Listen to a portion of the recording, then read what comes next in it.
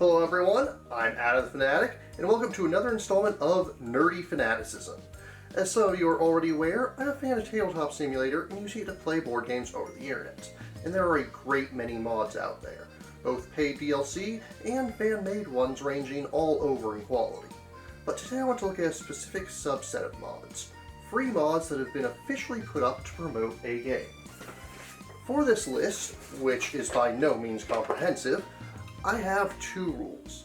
Firstly, no demos, full games only.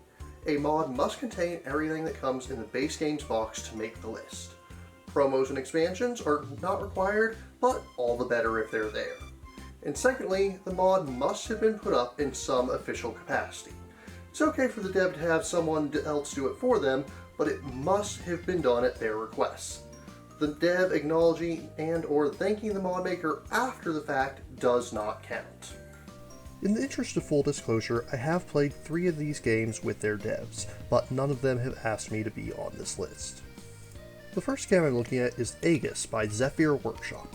A.E.G.I.S is a tactical combat game where each player brings a team of 5 robots to the field. It includes over 100 robots that each have their own strengths and weaknesses, but what really sets this game apart is that said robots can combine with one another to form more powerful war machines. Do you hold off and risk losing your smaller robots before they can combine, or do you form them into a more powerful mech straight away, all while making a bigger target for your enemy? Gatai! Secondly, we have Hero by Anthem Creations. Hero is a card game which combines drafting and bluffing elements to create a unique experience. Players will be taking one of 4 actions which the title acts as a mnemonic for: heal, enhance, recruit, or overcome. Going back and forth, players will attempt to assail one another's skyship. One successful assault is all it takes to end the game, so make sure you're well guarded. Physical copies hit Kickstarter soon, so if you enjoy, be sure to back it. I'll be linking to the official website where you can sign up to know as soon as it goes live. And I promise, not all these names are going to be acronyms. Next up is Auriferous by Neanderthal Games. In this dice manipulation game, players have to balance using their dice to upgrade their equipment with using them to mine for gold. In a way, it's an engine building game, as players will need to strike that balance between making it easier to get gold and then grabbing as much of it as they can before the other players take it all out from under their noses. But beware, your opponents can steal your dice and gold alike. On to the next title, one that I actually uploaded, Hit Me. This is a press your luck filler game designed by Daniel McKinley, wherein players take turns drawing cards from the deck to deal damage to their foes. But if they reveal 3 trip cards, then all the damage they would have dealt instead comes back at them. At first, the game is very straightforward, as you can simply stop at 2 trips, but cards that change the rules get added into the deck as players take damage. To top it all off, we have a couple of titles from Level 99 Games.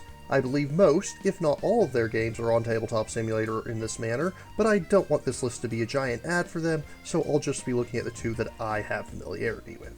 First, we have Pixel Tactics, a card game which uses art reminiscent of the 16-bit era of video games. Each player has a hero card that goes to the center of their battlefield, and then they take turns playing units to the battlefield to support them. What makes this one particularly interesting is that each unit has different abilities depending on which row it's played in. And last, but certainly not least, we have Millennium Blades, the CCG simulator.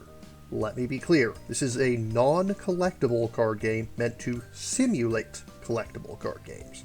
It's easily the longest title of the bunch, clocking in around the 3-hour mark, and during that time players will build up collections of cards and use them to participate in tournaments. Players get victory points both for assembling sets of cards and for placing in said tournaments, and neglecting either side of the game will likely cost you victory. It's frantic, goofy, and yet has a layer of strategy at the same time. If you want to have that feeling of trading card games without spending thousands of dollars on booster packs, this is the game for you. Links to all the mods mentioned are listed in the description below. So, what about you?